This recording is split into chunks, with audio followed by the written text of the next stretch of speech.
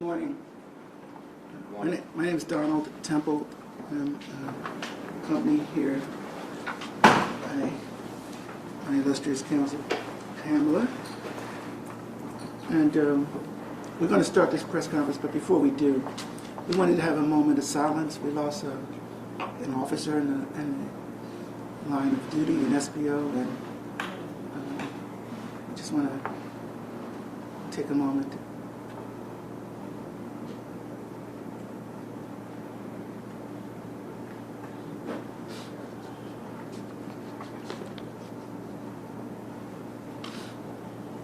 Thank you. So again, I'm Donald Temple, and this is Pam Keith. And we're co-counsel here for a case that's of tremendous significance. I just want to say there's no greater harm than to be treated as if you're invisible. And there is an intersection in humanity where people become blind to others' humanity because of their complexion or their gender, at times their sexual preference. On today, our law office, and I'm proud of this fact, that we filed a lawsuit, a landmark lawsuit, on behalf of 10 similarly situated African American police officers. These police officers have combined over 235 years of public service dedicated to protecting the public in our city and dedicated to making our police force what it should be in terms of the citizens of the District of Columbia. This lawsuit lays out in significant detail, anecdotally, in terms of the individuals that we represent, their specific claims of discrimination. Central to the lawsuit is that every institution in our government and under our federal and often local laws has an EEO office, an EEO set of policies and principles that emanate from our United States Constitution and our anti-discrimination laws in this employment discrimination space. This complaint demonstrates almost irrefutably, with 3 declarations, 3 affidavits from employees of that very same EEO office, that the District of Columbia Metropolitan Police Department institutionally and systematically discriminates against African American women employees who suffer almost on a daily basis a double standard. This is a landmark case because these individual women who are seated next to and behind me have the courage and the audacity to no longer stutter, endure, run from a system that alters and painstakingly affects every day of their lives and their families. In addition to these plaintiffs, these individual plaintiffs, we are seeking class certification for some 700 other similarly situated African American women. The ranks and files of these women are from assistant chief to lieutenants and rank and file officers.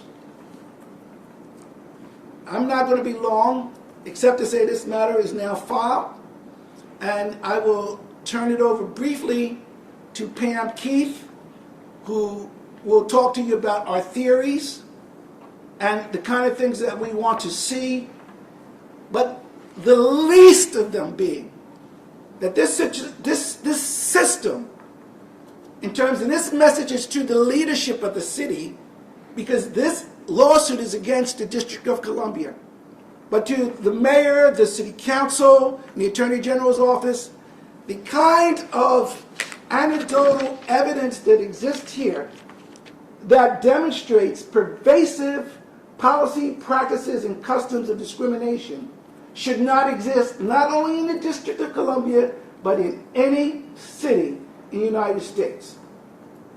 Pamela. Thank you, Donald.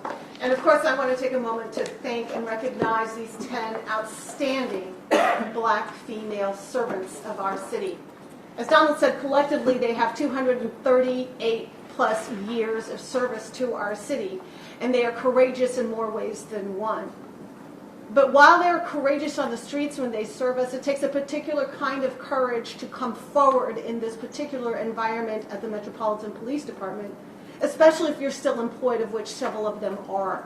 They are coming forward at great risk to their own financial situation, their future, and their careers because they want to put an end to certain practices. I'd like to detail what those practices are for you.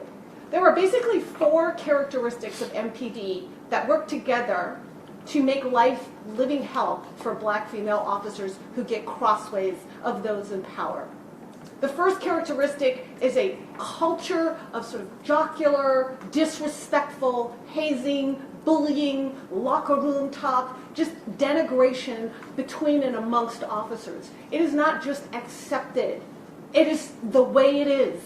And those who oppose it or don't agree with it or are uncomfortable with it are made to endure in silence or bear the wrath if they do not.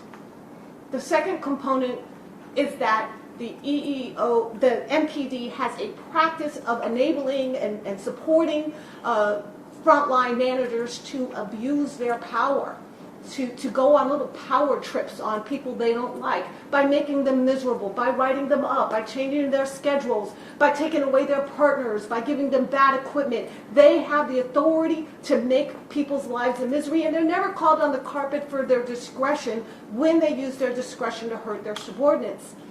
The problem is that when those subordinates turn around and report up the chain, then the retaliation increases. It gets worse because those in that middle management level do not rein in the lieutenants and the sergeants who gang up on their patrol officers and their lower level officers. They allow that kind of abuse of power, and you have to do it because I said so. That they allow that to occur, and they don't punish it when they see it. The third component Donald already mentioned, which is a profoundly dysfunctional EEO department that believes its job when a complainant brings up an issue of discrimination or retaliation is to cover management 6. If to put a fine point on it, the EEO director requires that all complainant interviews are tape recorded and then turns around and plays those tape recordings to the management and IAD, internal investigations, to get their story straight and then turn around and attack the credibility of the complainant and quite often investigate them for something. If your instincts are telling you that that would create a chilling environment and discourage people from coming forward with complaints, your instincts are right. That is exactly what the system was designed to do, and that is what it's doing. And we have 3 sworn affidavits of people who were demanded to do this, who have been willing to come forward and say so under oath. The fourth component is the one that I personally find most troubling, is this idea that it is an appropriate and proper thing to do to create a systematic campaign to drum out an officer you don't like or you feel is problematic. If you're familiar with that old movie, A Few Good Men, they called it, Who Ordered the Code Red? MPD fosters, allows, and uses as a regular basis this idea that if upper management decides it's your time to go, they're going to do anything they need to do to drum you out. And they're going to involve other people in that process. They're going to tell their subordinates to be involved in that process because they think that that is an appropriate way to manage people. Well, for the record, when the reason you are managing people out is because they oppose racism, they oppose sexism, or they report police misconduct, then what you're doing is not management. What you're doing is breaking the law. At base, every one of these plaintiffs has attempted to be heard. They have all reported to EEO. They have all reported up their chain of command. Some have testified before the city council. Most have reached out to the mayor's office, and they have been disbelieved, ignored, and set aside. And when they finally did try to actually bring a lawsuit, bring an EEOC charge, they get litigated into oblivion by the unfair advantage of the bottomless pit pockets of the AG's office. because the AG's office litigates at the behest and support of the taxpayers of the District of Columbia. Now, I understand that it is their job to defend the city when the city gets sued. That is their job, but an attorney general actually has two components to the job. One is defending the city when it gets sued, but the other is ensuring that all institutions within the city actually reflect the values of that city and abide by the law. And sometimes you just get overwhelming proof that something in your institutions is sideways. And in those circumstances, it's no great victory to crush a litigant into oblivion, because all you do is facilitate the wrongdoing to continue. This particular case brings a fantastic opportunity to people we hope to be transformative leaders of this city. Mayor Bowser, the City Council, the Attorney General now have an opportunity for an inside look at what is going wrong at MPD and to make change. And that is what these litigants want first and foremost. Now, we don't want to get it twisted. They want to be compensated for their losses too. But what we are asking the federal judge presiding over this case is that he appoint a special master to look over all of these EEO and personnel policies at MPD and to have the authority and control to change them. Because in all these years, going back to one of our plaintiffs has served since 1985 when I graduated from high school, all these years they have not been able to change these practices. So if they're ever going to change, they need to change now. And my question to those in power is this. With these 10 women, do you think they're all lying? Or do you think that what they've been put through is acceptable? Because as a resident of the District of Columbia, as a person who's practiced here under Donald's tutelage for some time, I don't think it is acceptable. And I don't think the voters and the taxpayers of DC would agree that it is acceptable. We're going to give our, not all, but several of our plaintiffs an opportunity to speak. And I would like to start off with Zenobia Brinkley. Zenobia? Yes, sir. Yes, sir.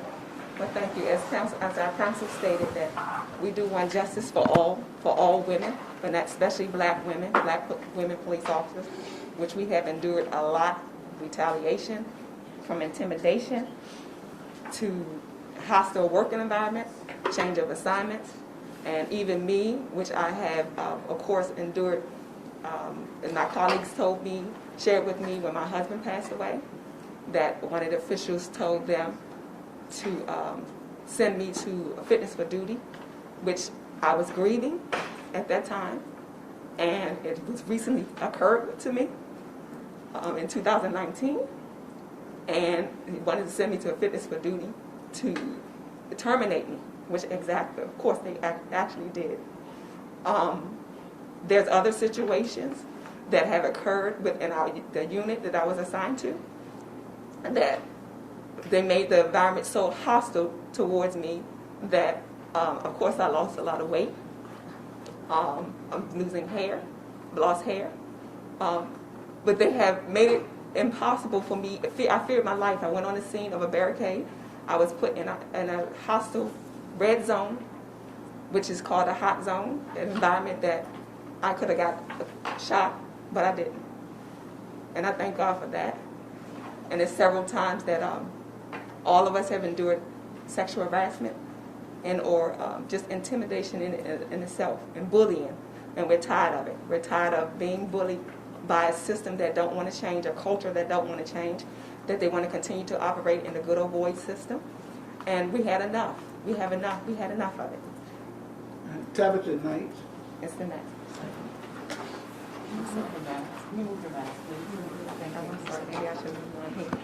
I'm sorry. I'm sorry. I didn't move my mask. This lawsuit is about 10 women who are tired of being harassed, disrespected, and devalued.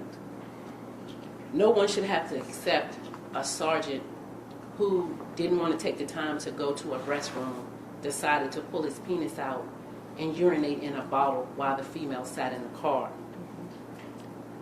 Another female had to endure a male official walking up to her and forcibly putting his tongue in her mouth. or another male manager walking by and taking his hand and grabbing her buttocks as he walked by and just smiled. We reported these things to management, to our EEO, and we were ignored. But the worst of it, we were labeled as troublemakers, angry black women. And I'm here to say that we are not angry black women, we are tired women. And no one should have to endure what we did. We're just asking that everyone take the time to reach out to our city council, to our mayor, and hold them accountable, because there has been no accountability thus far with us reaching out to every entity of the District of Columbia, and we were ignored. I would like to have Kia Mitchell say something, please.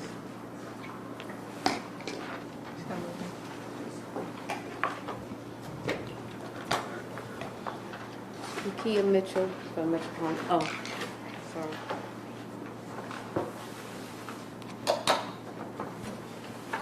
I'm Kia Mitchell from the Metropolitan Police Department. I am the officer that the sergeant pulled his penis out and urinated in the bottle. I'm that officer. I was so afraid to come forward with it because I just knew they were going to take my contract or not renew my contract. So I kept it to myself for a very long time until I shared it with the other ladies and one of my sergeants. And I was so afraid when the sergeant told me he had went to the lieutenant, because I just knew everybody would be against me.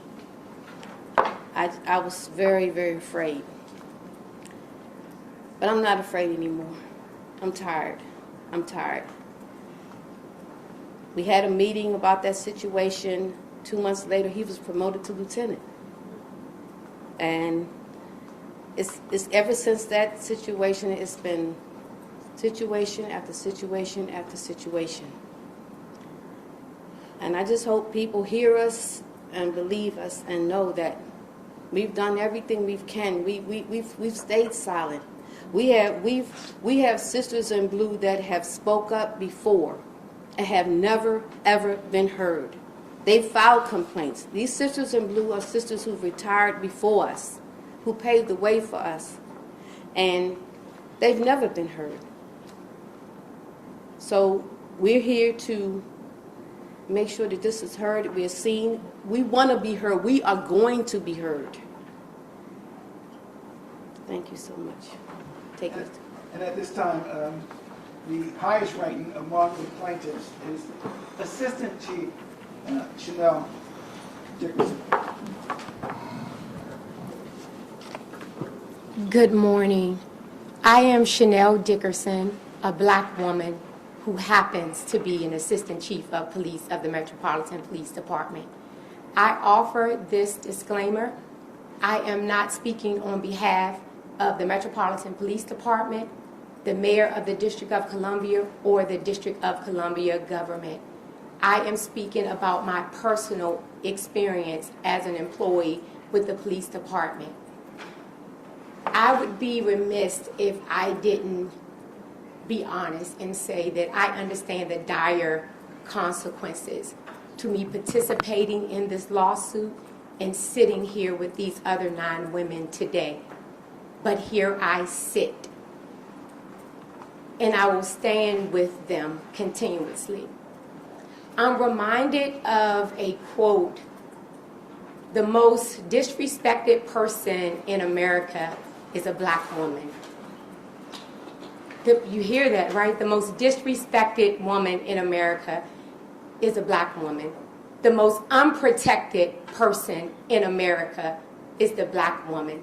The most neglected person in America is the black woman. Malcolm X, May the 22nd, 1962. I say that because after I heard the stories of these women, I was disheartened.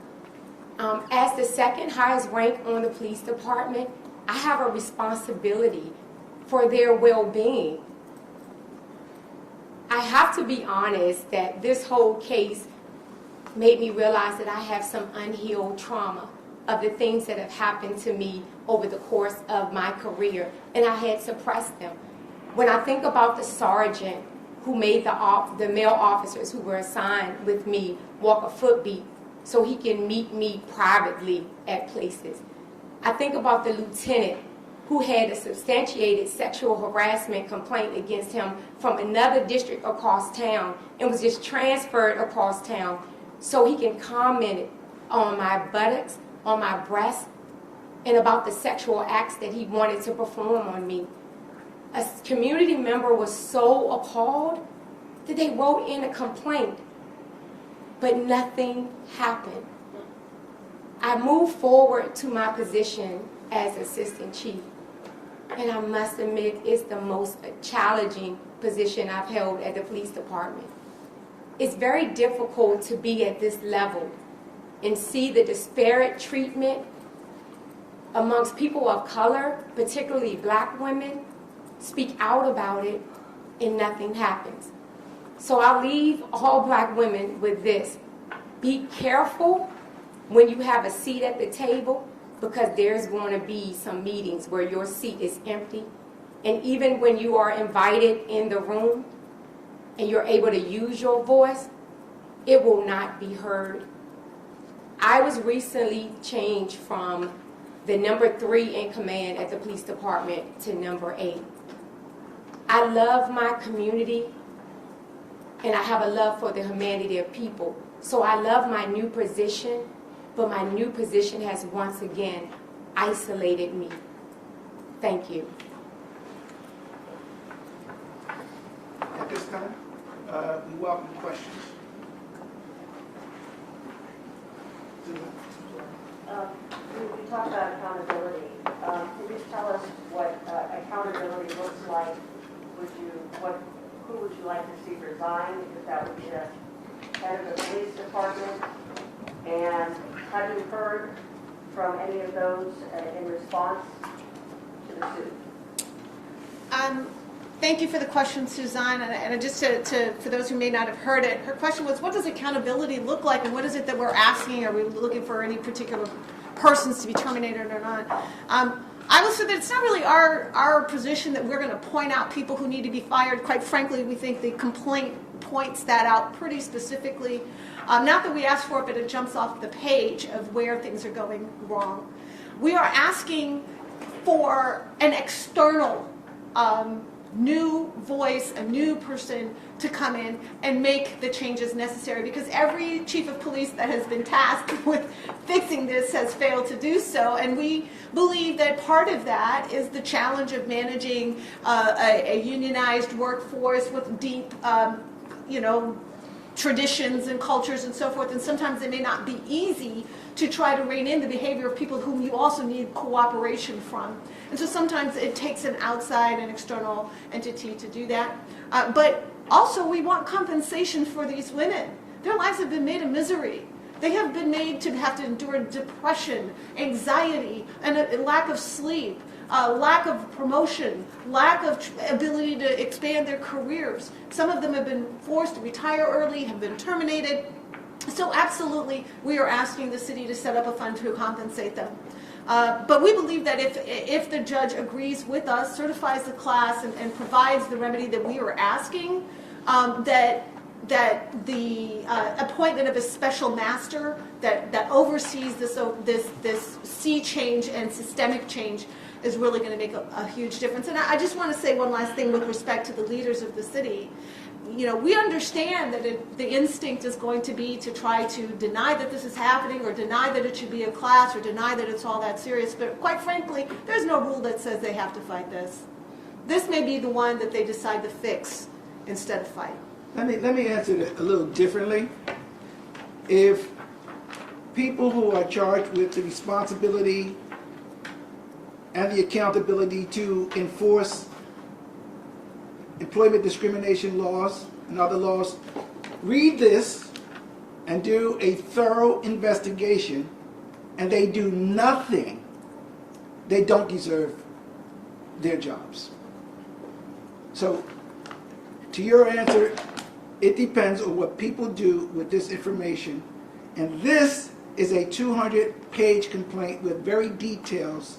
But there are hundreds of other women who are similarly situated, who are not at this table today, whose voices are chilled because of the institutional climate and the manner in which their legitimate discrimination claims are considered. Hi, Judy Barnett, WTOP News. You mentioned two things just now. I wanted, if I could ask the ladies, but the first thing is that you know what the response is going to be, and the response undoubtedly is going to be, "You're kidding. These are women who did not perform up to par." How do you respond to that? Just giving you a chance to say what you know is coming your way, which is going to be, "You didn't pass, or you didn't do what you're supposed to do." We expect that. Okay. You want to try that? First of all, I retired with 30 years on the police department. Myself, I retired with 30 years on the police department.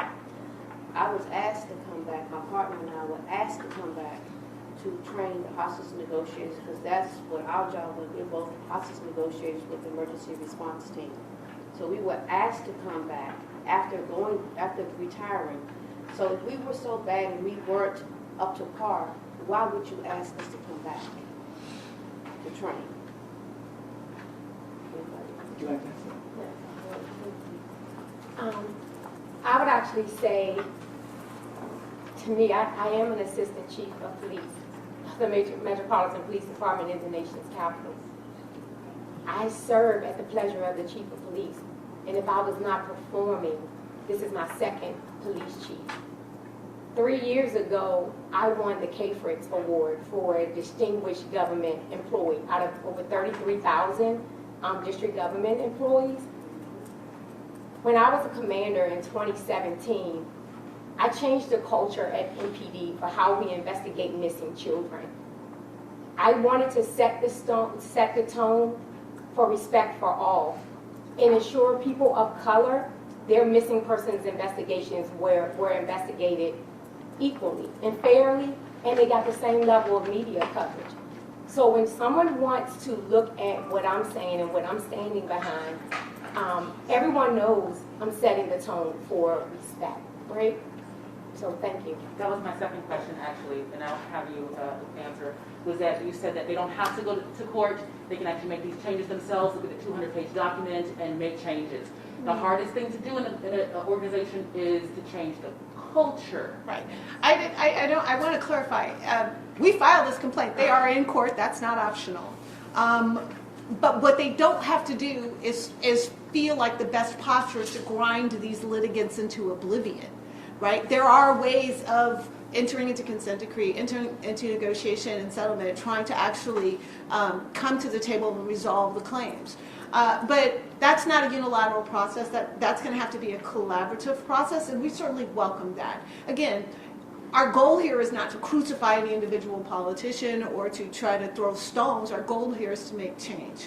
And if there are politicians in our city and leaders in our city that want that as well, then let's work collaboratively in the interest of these women and of the MPD and the citizens of DC to get that done. Let me give you an example to answer your question. Our city council, as everyone knows, has oversight authority.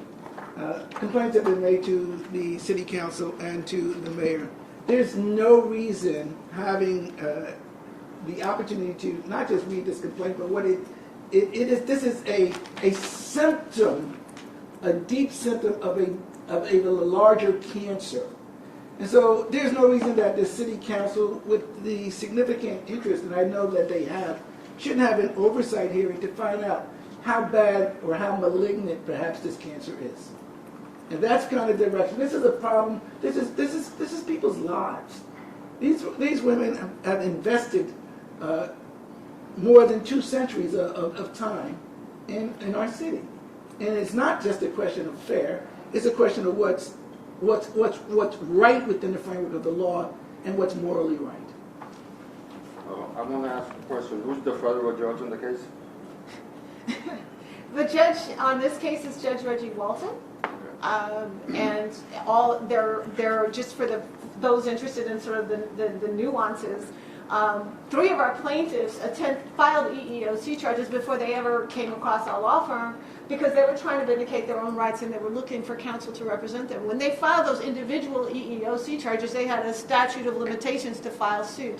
And so 3 of them filed suit to preserve those charges as individuals. So we have 3 individuals. They are all getting consolidated into the major class action with the 10 plaintiffs will have the class claims that are similar and representative. As you will see from the complaint itself, every one of them has their story, but the themes are exactly the same.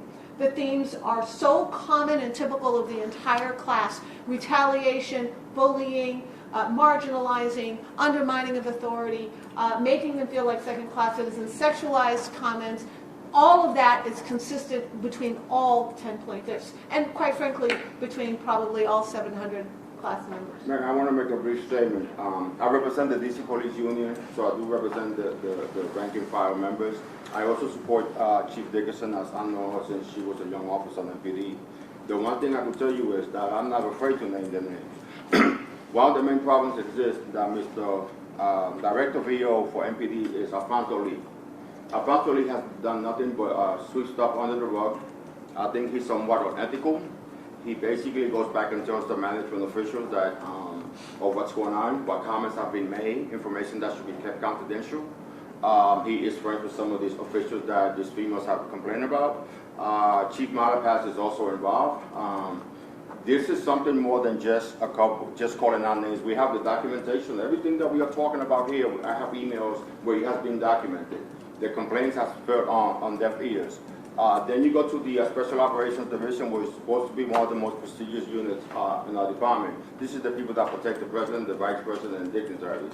So you got Assistant Chief Jeffrey Carroll needs to go. You used the word cancel, Mr. Temple. I agree. I've been using that word for many months, and the females will tell you I have used that word on tape at EEO and the investigations. Commander Glover needs to go. Commander Guillermo Rivera needs to go. Michelle Karen, Captain. Mariaga, I think is his name, Lieutenant Mariaga, Robinson. There's a whole bunch of those people in SOD that have done nothing but try to destroy this woman. My thing is this: they have never had any disciplinary issues or any concerns, and all of a sudden, at the end of their careers, when they got 30 plus years, you want to label them as being troublemaker and angry black female, which in itself is offensive. And I ended by saying this: on March 31 of the year 1999, the DC Police Department into an agreement with the Justice Department regarding a complaint that I filed, class complaint, on behalf of the Hispanic Police Association, and they into an agreement to kind of take steps towards affirmative action, towards discipline, promotion, open mobility. That's when Chief Ramsey came in, and I have to say that for the next few years there was some progress made, but somehow we went back to where we are today. It saddens me, and they will tell you whenever I saw one of these females crying, I don't like to see females crying. I don't like to see my mom crying. I don't like to see my kids crying. It's sad to see that a person who's a police officer comes to work and has to do this. I don't have that many enemies that are legit, but the one thing is I don't even wish that on my enemies. What has happened here is an embarrassment. I was actually Chief County's first training officer. I speak to him somewhat regularly. And one of the last conversations that I had with him I said, Chief, what happened in PG County, Maryland, if you don't start acting now, it's coming to a theater near you. And I want to finalize by saying this. On April 2nd of 2021, Mayor Bowser appointed the new Chief Equity Officer. It's a lady by the name of Dr. Amber Hewitt. I reached out to her. I reached out via the chief. I listed the complainants that are here. I added, I think, another 3 names. April 2nd, today, September the 22nd, 2021. We have yet to be contacted by them for any further interviews because our complaint is that the EO system, along with the Internal Affairs Bureau system, is broken. You cannot trust them because if I'm going to go to the EO and file a complaint and 2 hours later, people telling me what I said and they're coming after me, that's not the way the system is supposed to work. And guess what? As of today, we have heard nothing. I have, like I said, I have extensive email. I have a tape. I have an audio tape of a white female lieutenant talking to one of my sergeants as if he was a slave master and he was a slave. I actually sent that video to the chief of police a few months ago because the sergeant got demoted. The department agreed that his lieutenant could be talking to this man, to this human being, as if he was a dog. I have a bird, I have a parrot. I don't even talk to my bird like that. And for the department to actually believe that that was acceptable conduct. And I have to say that the chief actually took some steps, and the sergeant was reinstated. We did a settlement agreement a few weeks ago, so that was kind of remedy. But guess what? The conduct of that lieutenant was never addressed, and that's one of the first things that I complained. To the contrary, we was getting ready to settle his case at 7D, and the Internal Affairs Bureau notified the 7th District to stop the conference, and that's when then he was provided with charges that he was going to be sent to trial board, and he was demoted. So this is some of the stuff that, and I've been here 32 years and like 9 months now, so I've been here for a little bit of time. I'm not a perfect human being. Like I said, I do represent the DC Police Union, but the one thing I will tell you is as a police officer and as a DC police official and a union official, one of the things that I do not condone is either police corruption or when people are doing things in my presence that they are not supposed to be doing. So I end by saying that while we represent the rank and file members when something is done wrong, we let our members know when they are in the wrong. We don't support and condone bad behavior. Thank you. Yes. A question for either the attorneys and maybe the assistant chief. Do you believe that there are black women officers who put on that badge today, went into work, and faced some of the issues that you all are raising today? And if so, what is your message to those officers? Yeah. Maybe there's somebody else on this side. Whoever wants to just identify yourself, please. I am a retired officer, Jennifer. And I can speak expressively to that point because I worked at the police academy, and about 300 black female officers came through me, and probably a third of those were females. And I've gotten calls. I got one call at 2 o'clock in the morning where a recruit, then officer, she's sworn now, called me and told me that her commander called her and asked her if he could meet with her. I have a daughter that's a law enforcement officer with MPD at the 1st District. I have a niece that's at the 6th District as a reserve officer. My daughter has spoke to me about feeling uncomfortable around male officers. So I can tell you that there are female officers, black female officers, that are currently putting on that badge and doing their job under the same stress and duress that we did. And it needs to stop. What is your message to those female officers who may just say, look, I need the job, I want to move up the ranks, I just got to grin and bear it, this is the culture that MPD has created, this is where we live in. Your message to those officers who may feel that way. Don't suffer in silence. Speak up, because your voice is power and your pen is powerful, is even more powerful. And also I would echo what my client says, which is that their courage right now is for those women who don't feel like they can come forward. And we hope that they feel or they see in standing with us that their safety in numbers. But even if they don't, this fight is for them too. And one other clarification, you mentioned 700 officers that you're trying to get. Who are those officers? Is that just MPD? That is the officers or other? Yeah, the scope of the class is the current and former African American female police officers of the MPD between January 1, 2011 and the present. And the reason we say the number about 700 because we're not exactly sure. We don't necessarily have that number, but through the discovery process, we're confident we'll get a solid number on that. But we just sort of extrapolate out from the current. And what were those dates one more time? January 1, 2011 to the present, so basically a 10-year window. Thank you. Yes. Can you talk a little bit more about the timing in this lawsuit? Some of the allegations extend all the way back to the 1990s. Some of them are as recent as May of this year, I believe. Did the nature of those complaints change over the last 2 decades, and why are you starting at January 1st of 2011? That's a great question. And it's actually a little bit of a legal technical question. When it's an individual case, and you say somebody did me wrong, there is a statute of limitations that says you can only go back about 300 days for an EEOC charge. And with some other cases, you have a bigger statute of limitations for, let's say, tort claims or whistleblower claims. But when you are actually talking about a pattern or practice claim, when you're talking about systemic problems, then the court is going to look to see what's the story? What's the history of this? And that is when looking back even 10 or 20 or 30 years makes a difference. That's when those older anecdotes show that this is something that has been going on for a long time. It has been consistent. It has affected people over this amount of time. And that it's not just this manager or this chief of police or this isolated problem. And so that's why you go back further in time. And so when you saw that first complaint, you saw that my first plaintiff, Zenobia Brinkley, had a narrative that talked about things that went way, way back. And the city said, well, why are you talking about that? And I said, hold please. Because there's 10 other women that are going to tell you that the reason we go all the way back is because this problem existed all the way back. It had the opportunity to be fixed all the way back, and it is still not fixed, and that is why remedy is needed now, and that is why remedy is needed on a systemic basis. And the principle is really called continuing discrimination. And so you start in 2011 because? Just because of the sort of administration burden of trying to find people who may have been harmed more than 10 years ago might be difficult to track down. So it was really an administrative thing. And quite frankly, if the judge were to decide that he thinks it needs to go back further, then that can happen. It has happened in the past where a judge has modified the look-back. And otherwise, it's still anecdotal evidence historically to show to paint the actual accurate and complete picture of the problem.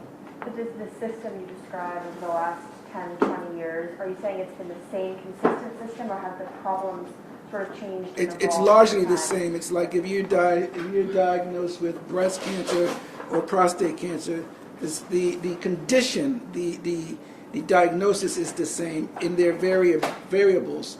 In this particular situation, I would just say that because it has festered and has been untreated, it has metastasized. And that's the status of where we are today. Yes, sir. Do you have a timeline in terms of what comes next through all those? We can't really predict that in these types of lawsuits. And every lawsuit has its own personality, certainly depending on the judges and the issues. And that's exacerbated by COVID, of course, and the complexities of this case. It's a class action lawsuit, so a class certification process is going to take place. But that depends, too, on the receptivity or lack thereof of the defendant, the District of Columbia. These cases can last for 3 years, 5 years. You might remember the Eric Payne case against the District of Columbia. It lasted for 8 years. And as Pamela has indicated, tragically, the district, notwithstanding the evidence, is oftentimes entrenched in defending the district without addressing the merits of the case in short order. I think, and I have the confidence, quite frankly, that in this particular case, at least with the government and the record that we have here, that there'll be some serious responses from some of the leadership in the city, certainly at the city council level, and hopefully at the mayor's office and in the attorney general's office. If there are no more questions. Thank you. Thank you all so much.